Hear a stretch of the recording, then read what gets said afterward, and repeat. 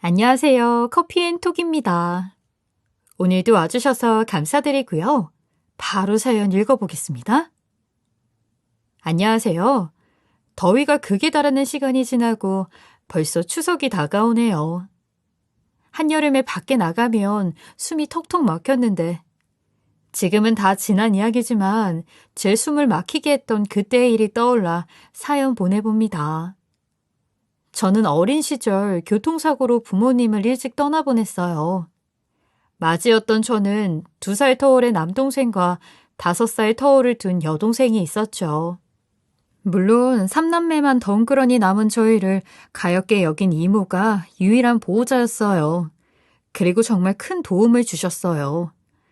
하지만 이모도 가정이 있고 이모부의 일이 잘 풀리지 않던 때라 금전적인 부분까지 저희에게 도움을 줄 수는 없었어요.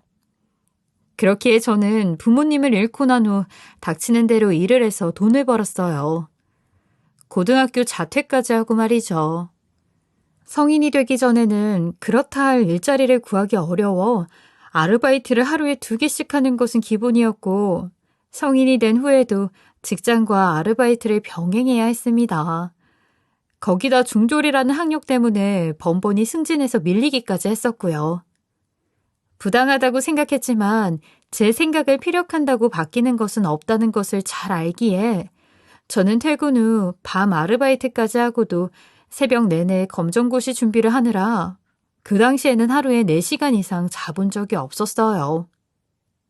악착같이 살아가는 저를 통해 느끼는 바가 많았는지 철이 일찍 들어버린 동생들은 자신의 위치에서 해야 할 것들을 열심히 해내면서 엇나가지 않고 잘 자라주었어요. 그 덕에 큰 탈 없이 저희는 각자 자신의 앞가림에만 신경 쓰며 그렇게 지냈죠. 동생들 모두 대학도 올장학금으로 다녀준 덕에 생활비만 도와주면 되었기 때문에 등록금에 대한 걱정은 하지 않아도 되었어요. 그렇게 저희 남매 모두 자신의 삶을 위해 살다 보니 여유라는 것이 차츰 생기게 되었어요. 삶에 여유가 생기니 주변을 돌아보게 되고 또 모임들도 하게 되어 좋은 사람들과 함께할 수 있는 기회도 생기게 되었어요. 그중 중학교 동창 모임이 가장 뜻깊었습니다. 모임은 매년 했지만 동창에게 고생하는 모습을 보여주고 싶지 않아 미루고 미루다 10년 만에 처음으로 참석하게 되었고 거기서 제 첫사랑이었던 남편을 다시 만났으니까요. 남편 역시 저에 대한 호감이 남아있었고 제게 매일 연락을 해왔어요. 그렇게 저희는 친구라는 핑계로 자주 만나 시간을 함께 보내면서 사랑의 감정이 점점 커져 연애를 시작하게 되었죠. 누구나 하는 평범한 것들이 어찌나 특별하게 느껴지던지 남편과 함께라면 제게는 지독하게도 힘든 세상을 행복하게 살아갈 수 있을 것 같다는 확신이 생기게 되어 제가 먼저 프로포즈를 하게 되었어요. 1년이라는 연애 끝에 결혼을 위해 준비해 나갔지만 큰 관문은 언제나 있더군요. 억적 같은 사주를 타고 태어난 여자애를 집안 사람으로 들일 수 없다며 어디서 근본도 없는 여자를 집으로 데려올 생각을 했냐며 시모는 저와 남편이 결혼하는 것을 심하게 반대하셨어요. 철강 사업을 하는 시부 덕에 남편의 집은 경제적으로 꽤 풍요로웠지만 그에 비하면 저는 한없이 부족했으니까 당연히 반대하실 걸 알았지만 저를 세워둔 채로 대놓고 안 좋은 말을 쏟아내니 많이 상처가 되더라고요. 몇 달 동안 시모의 허락을 받기 위해 시댁을 찾아갔지만 저를 거들떠보지도 않던 시모에게 서서히 지치게 되었고 결국 저는 남편과 헤어지게 되었어요. 하지만 남편과 이별하고 얼마 뒤 시부가 제게 직접 찾아와 자신의 집에 저처럼 귀한 사람이 들어온다는 건 축복이라며 그동안 네가 받은 상처가 얼마나 큰 줄 알지만 남편이 저와 헤어지고 난 후 힘들어하는 모습을 처음 보았다며 아들이 행복했으면 좋겠다고 말씀하셨어요. 자기 역시 제가 며느리가 되어주면 좋겠다면서 시모는 자신이 설득할 수 있으니까 제게 가족이 되어달라고 말씀해 주셨죠. 그렇게 저는 시부의 말에 용기를 얻을 수 있었고 시모를 설득한 시부 덕에 드디어 저는 남편과 부부의 연을 맺을 수 있게 되었어요. 며느리 사랑은 시아버지라던가요? 결혼을 하긴 했지만 저를 여전히 마음에 들지 않는 시모와 달리 시부는 저를 많이 아껴주셨어요. 남편이 외동아들이라 며느리가 능력 있는 여자였으면 하는 시모의 마음을 조금은 이해할 수 있었고, 저를 딸처럼 대해주려고 노력하는 시부의 모습에 더 예쁜 며느리가 되기 위해 노력했어요. 시부모님과 함께 지내는 것이 쉽지는 않았지만 언젠가 익숙해질 거라고 믿더군요. 그러나 시모의 마음을 얻기란 쉽지 않더군요. 어디 내놓고 자랑할 것이 하나 없다며 저를 한결같이 창피해 하셨으니까요. 그래도 저는 시부와 남편에게 의지할 수 있어 괜찮았어요. 하지만 시부와 남편이 저를 살뜰히 챙겨줄수록 시모의 시집살이는 점점 심해졌습니다. 집안일은 절대 자기 손으로 하지 않으려는 시모 때문에 가정부를 2명이나 고용하면서도 시집을 왔으면 당연히 해야 할 일들이 있다며 굳은 일을 다 저를 시키셨어요. 조금이라도 더 예쁨 받기 위해 묵묵히 해냈고 식구들의 식사 준비는 제가 꼭 참여했어요. 이건 순전히 제 의지였어요. 제 가족에게 음식을 만들어주는 것은 제게는 정말 소중했거든요. 하지만 유독 시모는 제가 한 반찬들은 맛대가리가 없다며 음식물 쓰레기 취급을 했어요. 거기다 시부모님의 방을 저보고 치워달라고 부탁해 정말 열심히 청소했는데 먼지가 수북하다며 핀잔을 주기도 했고요. 그럴 때면 꼭 제가 더부살이를 하는 것처럼 느껴지곤 했죠. 하루는 제가 몸살 감기에 고열까지 심하게 와서 조금 자세를 바꿔놓는 것조차 버겁고 힘들게 느껴졌는데 시모는 그런 제게 와 괜찮냐는 안부 대신 감기 기운 조금 온 걸 가지고 유난도 이런 유난이 없다며 쇼하지 말고 시부모님 화장실에서 하수구 냄새가 올라온다고 자기가 나갔다 올 때까지 청소를 해놓으라고 시키시더라고요. 가정부에게 저 대신 좀 해달라고 부탁했는데 시모가 그걸 알고 간신히 약기운에 잠을 청한 저를 깨워 정말 난생 처음 들어보는 막말을 퍼부어댔습니다. 그래놓고 시부와 남편 앞에서는 아픈 저를 걱정하는 척 연기까지 하더라고요. 시모가 너무 괴롭혀 견디기 힘든 날에는 남편에게 너스레를 떨곤 했는데 시모가 어떻게 알았는지 남편에게 자신의 험담을 한다면서 가정부들이 보는 앞에서 제게 창피를 주기도 했어요. 시모의 시집살이가 지치긴 했지만 그렇다고 우울하지는 않았어요. 시부는 시모가 저를 괴롭힌다는 것을 가정부들이 하는 이야기를 듣고 알게 되었고 시부가 대놓고 시모를 제재하면 자신이 없을 때 더 큰 불똥이 튈까 염려되어 저를 자주 밖으로 불러 함께 식사를 하고는 했거든요. 시모의 눈치를 보느라 남편과 밖에서 오붓하게 데이트하는 것조차 조심스러워 점점 밖에서 남편과 단 둘이 보내는 시간이 줄어 속상해하던 어느 날 시부가 제게 오늘은 시모와 단 둘이 데이트를 하고 싶으니까 저희 부부도 오랜만에 오붓한 시간을 보내고 오라며 연락을 해주었어요. 감사하다는 말을 전한 후 남편을 기다리던 중 남편에게 전화가 왔고 기쁜 마음으로 받았지만 남편이 전한 소식에 엉엉 울며 병원으로 향해야 했습니다. 한참 철강 사업이 눈코 뜰 새 없이 바쁘다며 잠까지 아껴가면서 일하시던 시부가 급작스럽게 쓰러졌다는 소식이었거든요. 뇌졸중으로 인해 정신을 잃었고 시부의 사업을 도와 함께 일하고 있던 남편 덕에 병원에 빠르게 이송될 수 있었어요. 긴급으로 수술을 하게 되었고 다행히 수술은 성공적으로 끝났어요. 단 하나 시부의 의식이 돌아오지 않고 있다는 것만 빼고요. 의사의 말로는 쓰러지면서 머리를 어딘가에 부딪혀 더 상태가 악화되었고 시부의 경우 혼수 상태로 보여져 언제 깨어날지 확답을 줄 수 없다고 하더라고요.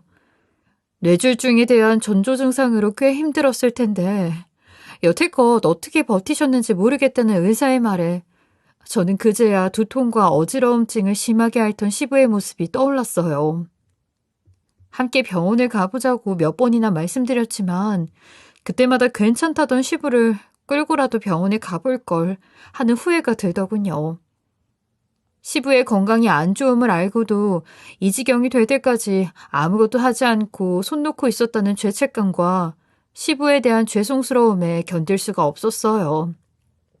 남편은 병상에 누워있는 시부를 간병하는 것에 대해 이야기를 꺼냈고 남편이 잠깐 자리를 비운 사이 시부는 자기는 죽어도 시부를 간병할 수 없으니 자기를 대신해 저더러 시부가 깨어날 때까지 잘 보필하라고 명령하더라고요.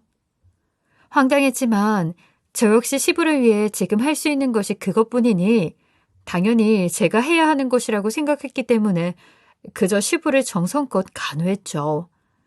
하지만 아픈 사람을 돌본다는 것은 쉽지 않았어요.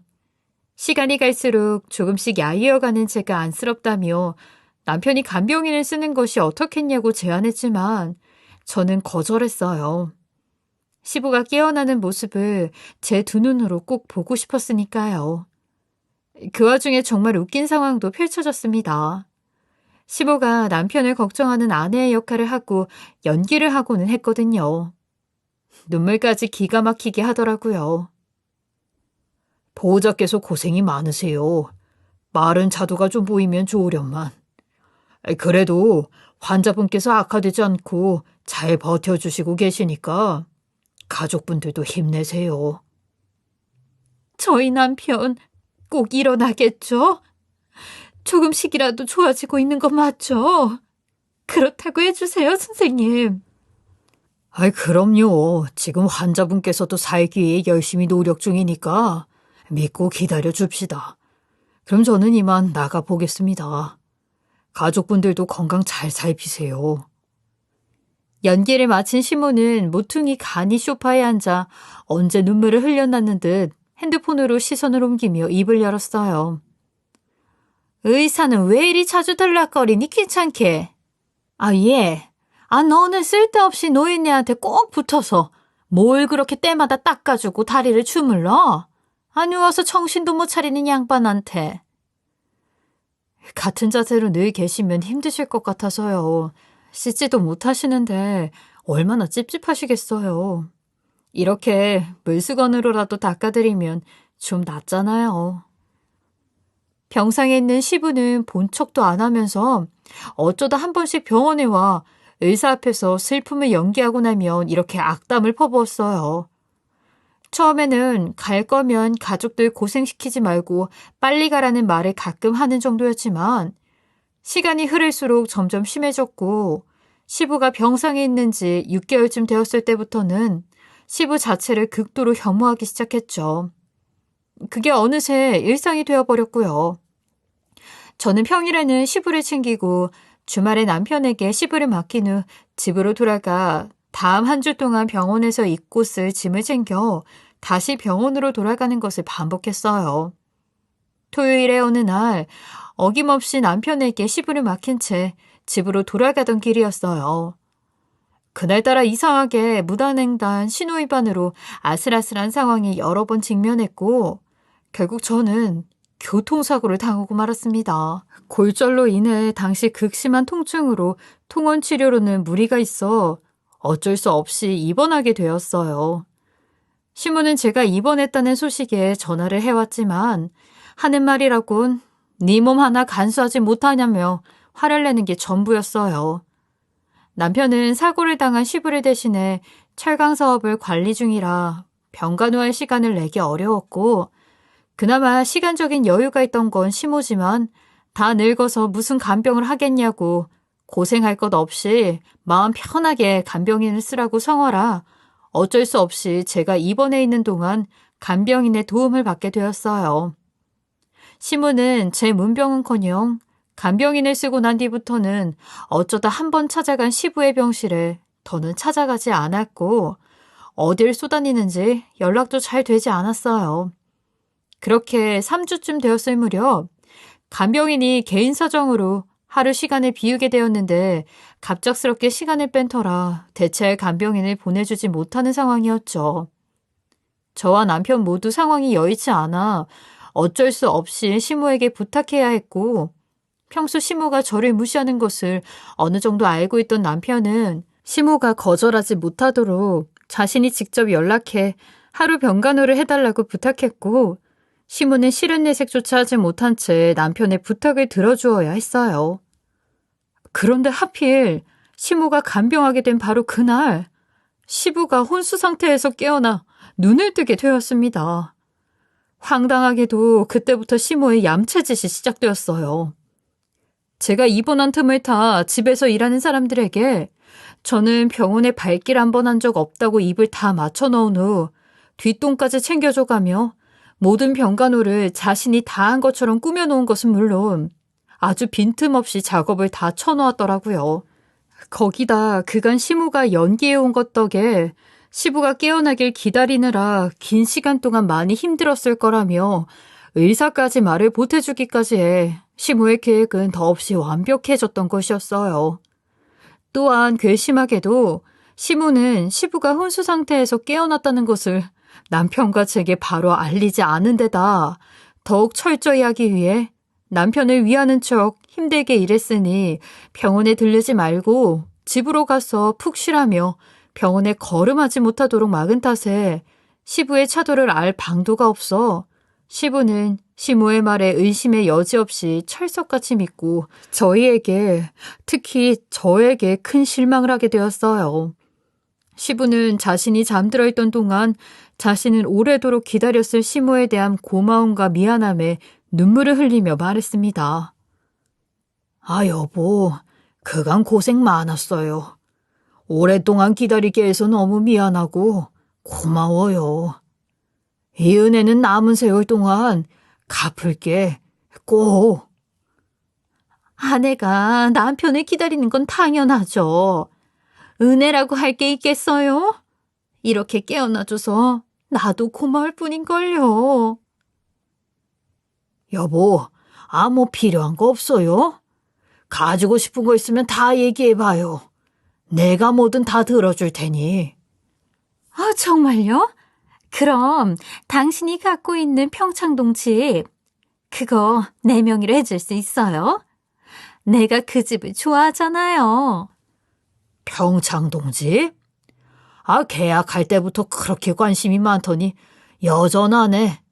못 줄 거 뭐 있겠어. 지금부터 그 집은 당신 거예요. 대원하는 대로 서류 정리해요. 어머, 내일 당장? 고마워요, 여보. 역시 당신밖에 없다니까. 일주일이 지난 후 시부의 소식을 듣고 연락을 드렸지만 시부는 저의 전화를 거부했어요. 그때부터 뭔가 느낌이 이상하더라고요. 뭔가 시모가 술을 써놓았을 게 틀림없다고 생각했어요.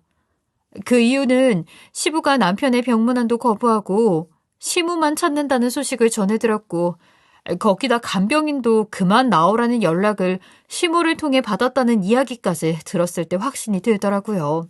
시부가 하루빨리 죽기를 간절히 바라던 시모였는데 원하는 것을 가지도록 그저 바라만 볼 수는 없었어요. 시모의 꼬드김에 저와 시부 서로 간의 신뢰를 무너뜨려버린 것도 용서할 수 없었고요. 그래서 저는 모든 것을 바로잡기로 마음먹었어요.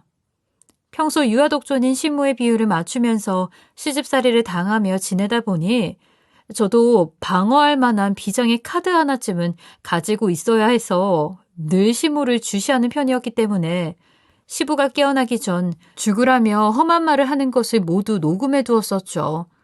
거기에 더 보태 시부가 깨어나지 못하고 병상에 누워있을 때 우연히 알게 된 시모의 엄청난 비밀까지 모두 밝히기로 했어요. 비밀은 바로 그 평창동 집에 관한 것이었어요. 시모는 평창동에 있는 집을 처음 본 순간부터 매우 좋아했어요. 평창동 집을 시부가 소유하게 되었을 때 시모가 더 들떠있었죠. 원래는 그곳에 세를 줄 계획이었지만 시모가 크게 반대해 이러지도 저러지도 못했거든요. 오랫동안 사람의 온기가 없는 집은 좋지 않다고 해서 시부가 이야기도 해보았지만 시모는 요지부동이었죠. 겉에서 보기에는 제가 봐도 참 예쁜 집이었지만 내부는 여느 집과 크게 다르지 않아 평창동 집에 집착하는 시모를 저는 이해할 수 없었어요. 시모의 고집이 너무 완강해 한음 수 없이 시부는 제게 그 집을 관리해 주라며 부탁했고, 저는 한 달에 한 번씩 시간을 내어 그곳에가 가볍게 청소를 하고는 했어요. 하지만 어느 순간부터 시모가 자신이 직접 관리하겠다며 이제 평창동 집에 가는 고생을 하지 말라며 평소와 달리 저를 챙겨주었어요. 좀 의아했지만 결혼 후 처음으로 저를 배려해주는 시모의 모습에 속아 이제 조금씩 시모가 제게 마음의 문을 여는 것 같다며 남편에게 자랑하기도 했어요. 그저 애정이 많은 곳이니 직접 관리하고 싶어졌나 보다 싶어 저는 티끌만큼의 의심도 하지 못했어요. 관리를 핑계로 시모는 평창동 집에 걸음을 하는 횟수가 점차 많아졌고 친구들을 불러 그곳에서 시간을 보내기도 했어요. 그러던 어느 날 시부가 혼수 상태에 빠진 지 5개월쯤 되었을 무렵이었어요. 시모는 갑자기 자신의 가장 친한 친구 중 얼마 전에 남편과 사별을 하고 외롭게 혼자 지내는 친구가 있으니 평창동 집에 그 친구와 함께 살겠다며 자신의 모든 짐을 챙겨 거처를 옮겨버렸어요. 남편이 나를 잡아 짐 옮기는 것을 도와주겠다고 했지만 시모는 극구 사양하더군요. 그렇게 시모가 본집에서 나간 지 두어 달쯤 더 지나고 시모의 생일을 앞둔 하루 전날이었어요. 다른 기념일은 몰라도 자신의 생일은 끔찍이도 챙기는 분이라 저는 퇴근 후 남편에게 병원에 들러달라 부탁해 시부를 맡기고 집으로 돌아가 미역국과 시부가 좋아하는 반찬을 손수 만들고 생일 선물인 스카프를 챙겨 가져다 드리기 위해 시모에게 연락을 했어요. 그렇지만 받지 않았죠. 그렇게 1시간 저는 얼른 전해주고 다시 병원으로 들어가 봐야 하는 상황이기도 했고 여러 차례 연락했지만 계속 받지 않는 시모가 슬슬 걱정되기 시작해 넋놓고 가만히 기다리고 있을 수 없어 혹시나 하는 마음에 평창동에 있는 집으로 찾아가 보기로 했어요. 준비한 선물과 음식을 챙겨 무작정 출발한 지 40분. 평창동 집에 도착해서 보니 훤하게 불이 켜져 있더라고요. 시모가 핸드폰을 보지 못해 연락을 못 받았나 보다고 가볍게 생각하고 전해드리기 위해 제가 관리했을 당시 가지고 있던 여분의 키로 대문을 열고 집으로 들어갔어요. 거실에 막 들어섰는데 시모의 웃음소리와 함께 굵은 남성의 목소리가 안방에서 새어나오더라고요. 저는 챙겨온 짐을 거실 테이블에 올려두고는 조심스럽게 시모가 있는 안방으로 걸음을 옮겼죠. 그리고 빼꼼 열려있던 안방문 사이로 엄청난 장면을 목격하고 말았습니다. 남편과 사별한 동성 친구 대신 제 또래 정도밖에 되지 않은 웬 젊은 남자와 남사스러운 행위를 나누고 있더군요. 제가 들어온 줄도 모르고 말이에요. 저는 너무 놀라 무작정 뒤돌아서 나오다 아차 싶어 다시 돌아가 애써 침착하게 시모와 남자의 모습을 사진으로 남긴 후 그곳을 후다닥 빠져나왔죠. 제가 잘못 본 게 아닌가 하는 생각에 제가 찍어온 사진을 아무리 확인해 보아도 낯선 남자에게 아무렇지 않게 안겨있는 여자는 누가 봐도 시모였어요. 너무 놀라 벌렁거리는 심정 때문에 한참을 진정하기 위해 애쓰며 챙겨왔던 음식과 선물을 챙겨 본집으로 돌아가 아무 일 없었던 듯 정리하고 병원으로 돌아갔어요. 그간 시모가 평창동에 있는 집에 집착했던 이유를 그날에서야 이해할 수 있겠더라고요. 아무리 시부가 긴 시간 동안 병원 중에 있다지만 이런 꿍꿍이 짓을 벌였을 거라고는 정말 생각지도 못했어요. 쓰러지기 전 제가 알던 시부는 시모에 대한 사랑이 대단하셨던 분이기에 아무것도 모른 채 누워있는 시부가 더욱 가엾고 또 시모의 지저분한 행실에 소름이 끼쳤어요. 그날부터 저는 시모의 불륜에 대한 증거를 모으기로 마음을 먹었습니다. 언젠간 시부가 깨어나게 된다면 그 사실은 숨김없이 알려야 한다고 생각했어요. 하지만 그 전까지는 그 누구에게도 알리지 않기로 제 스스로와 약속했죠. 처음에는 남편에게만은 시모의 외도를 알려야 하는 게 아닐까 고민했었지만 그렇다 할 증거도 없이 섣불리 이야기했다간 시모 좋은 꼴밖에는 되지 않을 것 같다는 생각에 꾹 참았어요. 저는 불륜 증거를 모으다 충격적인 사실을 또 하나 알게 되었어요. 평창동 집에서 놀아나는 것도 모자라 아예 그 집에서 둘이 살림을 차린 후였던 것이었어요. 시모와 불륜남 몰래 평창동 집을 살피러 갔던 날 알게 되었죠. 화장실이며 안방이며 주방에 있는 식기까지 누가 봐도 신혼부부가 사는 듯한 느낌을 한껏 풍기더라고요. 저는 증거를 모으면 모을수록 시모를 대하기가 어려워졌어요. 제가 알던 시모는 제게는 모질게 대하지만 시부에게만큼은 잘 보이기 위해 무던히도 노력했었거든요. 하지만 그게 다 위선이었을지 모른다고 생각하니 견디기 힘들었어요. 그런데 웃기게도 더욱 확실한 증거를 모아야 한다는 생각에 점점 열의가 생기기도 했어요. 하지만 시부의 간병을 하면서 불륜의 증거를 모으기란 쉽지는 않았어요. 당시 남편과 시모 몰래 해야 했기 때문에 마음 편히 맡길 수도 없었으니까요. 그래서 시모가 병원에 올 때면 더욱더 면밀히 관찰했고 마침 퇴근 후에 남편이 저를 챙기겠다며 병원에 자주 들러주어 그동안 증거를 모으는데 힘쓸 수 있었어요. 시부가 병상에 누워있는 시간이 긴 만큼 제가 모은 증거들도 꽤 되었지만 뭔가 조금 아쉬운 느낌을 떨쳐버릴 수 없었어요. 그런데 교통사고가 나기 며칠 전 저는 시모와 불륜남의 결정적인 대화 내용을 녹음하는 것에 성공했습니다. 제가 퇴원을 한 다음 날이 시모의 실체를 폭로하는 디데이가 되었어요. 시부의 병문안을 가기 위해 만발의 준비를 마쳤습니다. 그리고 남편에게는 미리 언지를 주었어요. 제가 병원에 가면 시부모님을 모시고 꼭 할 말이 있는데 좋지 않은 이야기라 혹여라도 상처를 받을 수 있다고 말이죠. 하지만 마음은 편하지는 않았어요. 시부가 입원해 있는 병원에 가는 내내 수없이 고민하고 또 고민했지만 제 마음은 변하지 않더라고요. 병원에 도착해 깨어있는 시부를 보자마자 감격스러워 눈물이 터질 것만 같은 걸 꾹 참으며 저는 시부에게 건강하게 깨어나 주셔서 감사하다고 말했지만 돌아오는 것은 시모의 비난과 차가워진 시부의 눈빛이었어요. 시모는 제 말에 네가 뭘 얼마나 신경 썼다고 그따위 소리를 하냐며 이래서 못 배운 것들은 여우짓하기 바쁘다고 이곳에 저를 반겨줄 사람 아무도 없다고 하더군요. 남편은 시모의 말에 그게 무슨 말도 안 되는 소리냐며 얼마나 살뜰히 아버지를 돌봐줬는데 그런 말을 할 수 있냐고 맞받아쳐 주더라고요. 저는 시모의 뻔뻔스러운 모습에 참을 수 없어 바로 거짓으로 치장된 상황을 끝내기 위해 입을 열었어요. 저를 건강이 악화되기 전에 아버님께서 기억하는 제 모습으로 저를 봐주세요. 어머님께서 아버님께 거짓말을 할 리 없다고 믿으신 거죠? 부부에게 신뢰는 너무도 중요한 것이니까요. 하지만 저에게 아버님 역시 소중하기 때문에 그간 아버님과 쌓아온 신뢰를 믿고 감히 말씀드립니다.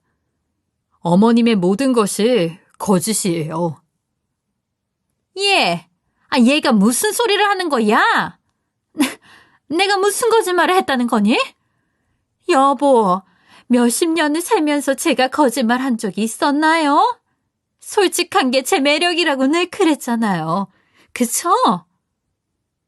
어머님께서 그렇게 당당하시다면 제가 알고 있는 모든 사실을 지금 이 자리에서 다 털어놓아도 될까요? 뭐?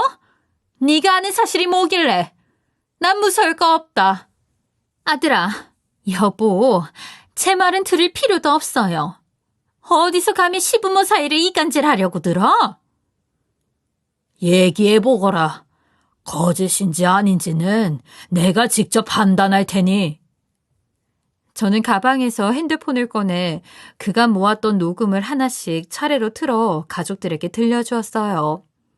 시부에게 빨리 죽으라고 악담을 퍼부었던 내용, 시모가 다른 남자와 간드러지는 목소리로 한 대화까지 모두 말이죠. 저는 죽일 듯이 쏘아보는 시모를 무시한 채 불륜남과 시부의 재산에 대한 대화를 했던 내용까지 모조리 들려주었어요. 녹음을 다 들려준 후에는 시부가 앉아있는 병원 침대 가까이 다가가 그간 모아둔 증거 사진들도 다 쏟아부었어요. 제 말에 콧방귀 뀌던 시모의 표정 변화는 변화무쌍했습니다. 녹음을 들려줄 때까지는 자기가 아니라며 시치미를 떼더니 제가 흩불린 사진을 보자 얼굴이 새하얗게 질리기 시작하더니 갑자기 상체를 숙여 온몸으로 사진을 가리려 소리쳤죠. 이건 모함이야. 모함이라고. 여보, 아니에요. 이건 그러니까 너 도대체 뭐야? 제가 어머님의 행실을 보고도 모른 척 지나간다면 아버님과 남편을 기반하는 거잖아요.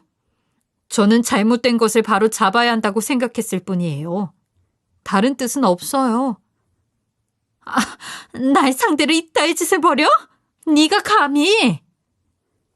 내가 깨어난 건 정말 유감이네. 당신의 말에 껌뻑 속아 사랑하는 아들과 하나뿐인 며느리를 오해한 내 자신이 너무 한심해. 당장 나가. 지금 이 병실에서도 내 집에서도 당장. 우리 부부연은 여기서 끝이야. 내 돈으로 산 사소한 것까지 전부 두고 네 몸만 나가. 여보, 잘못했어요. 내가 다 잘못했어. 다시는 안 그럴게. 한 번만 용서해줘요. 용서? 가증스러워서 못 봐주겠네. 애들 앞에서 험한 꼴 보고 싶지 않으면 당장 나가. 분에 못 이긴 시모는 제게 다가와 뺨을 때린 후 험한 욕을 뱉은 뒤 병실을 나갔고 한동안 그 누구도 쉽게 말을 꺼낼 수 없었어요. 침묵 끝에 시부가 말을 꺼내더군요. 제게 미안하다고 긴 시간 동안 자신을 위해 애써줘서 고맙다는 말을 듣자 그제야 눈물이 터졌고 시부도 남편도 모두 한참을 울었습니다. 다행히 시모로 인해 큰 충격을 받았지만 건강에 영향을 많이 미치지는 않아 그날이 있은 후 한 달 만에 시부는 퇴원하고 통원치료로 관리하게 되었어요. 시부는 퇴원하자마자 시모와의 이혼소송을 진행했고 시모가 불륜남과 동거했던 평창동 집은 바로 부동산에 내놓아 팔아버렸어요. 그것 때문에 시모는 몇 번이나 집에 찾아와 자신의 집을 왜 멋대로 팔 수 있냐며 당장 내놓으라며 가만두지 않겠다고 당장 문 열라고 고성을 지르며 행패를 부린 탓에 소음공해로 인한 민원이 들어가 여러 차례 경찰서에 끌려가기도 했어요. 나중에는 제게 연락해 그간 시집살이를 시킨 것에 대해 사과하고 시부의 마음을 돌려달라며 제가 가지고 있던 증거가 모두 꾸며낸 거라고 사실이 아니라고 시부에게 말해주면 평생 저를 딸처럼 여기며 살겠다고 애원하더라고요. 제가 해줄 수 있는 건 없다고 사실을 거짓이라고 말할 수 없다고 얘기하면 악다구니를 써대는 통에 결국 가족 모두 시모의 연락을 무시해야 했죠. 시부와 시모의 이혼은 제가 그간 모아둔 증거자료들 덕에 일사천리로 진행되었어요. 바람까지 폈으니 이혼 사유는 너무도 충분했으니까요. 당연한 거지만 소송에서 시부가 승소한 것은 물론이고 시모에게 위자료까지 청구되어 집도절도 없이 쫓겨난 시모는 설상가상으로 시부의 재산이 곧 시모의 것이 된다는 말에 속아 시모에게 구애했던 불륜남도 외도하는 기간 동안 시모가 사준 명품들까지 모조리 챙겨서 도망가 버린 바람에 무일푼이 된 채 덩그러니 혼자 남게 되었어요. 나중에 남편에게 가족들 몰래 시모가 연락해 돈을 꺼달라고 했던 적이 있었지만 시부가 누워있는 동안 저지른 시모의 만행에 충격이 컸던 남편은 시모에게 더 이상 자신의 엄마가 아니라며 모든 사실을 알게 된 순간 자기가 사랑하는 엄마는 사라졌다고 말한 후 연락을 끊었다고 해요. 당시 시모가 자신의 처지를 제 남편한테 신세한탄했는데 그 내용을 들어보니 시부에게 줘야 하는 위자료 때문에 받은 대출을 갚아야 해서 일을 알아보았지만 나이가 많아 받아주는 곳이 없어 간신히 식당 잡일을 해 푼돈을 벌어 근근히 생활하고 있었는데 시부와 살면서 돈을 물쓰듯 쓰던 버릇을 버리지 못하고 그 알량한 자존심을 작은 집에서는 살고 싶지 않은 마음에 좋은 집을 얻겠다며 사채까지 써서 한순간에 엄청난 빚더미에 앉게 돼버렸다는 것이었어요. 남편에게 연락했을 당시 시모가 일하는 곳까지 사채업자들이 찾아와 깽판을 부리기 시작해 직장에서도 잘리고 사채업자가 와서 쑥대밭으로 만든 가게에 대해 피해 보상까지 해줘야 한다고 도저히 이렇게 못 살겠다며 남편에게 애걸복걸한 것입니다. 당시 남편은 시무의 상황이 가슴 아프지만 자신이 도와준다면 계속 손을 벌릴 것을 알기에 독하게 마음을 먹었답니다.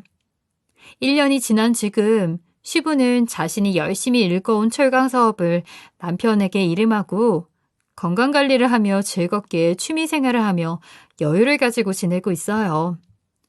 저도 남편의 도와 함께 일을 하고 있고요.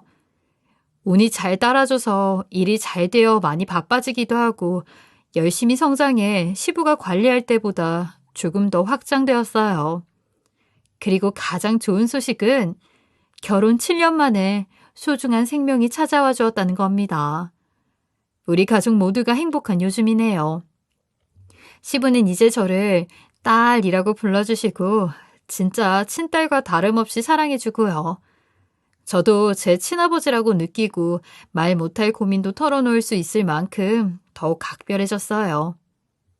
얼마 뒤면 출산을 하게 되어 노산이라 걱정이 많았지만 시부와 남편의 보살핌 덕에 건강한 아이를 곧 만날 수 있게 된답니다. 저는 가족이라는 울타리가 얼마나 큰 힘이 되는 것인지 얼마나 소중한 건지 다시 한번 깊게 깨닫게 되었던 지난날의 안 좋은 기억은 툴툴 털고 앞으로 우리 네 식구 오래도록 행복하고 건강하게 서로를 아끼며 앞으로를 살아갈 것입니다. 제 사연을 들어주신 모든 분의 건강과 행복을 기원합니다. 감사합니다.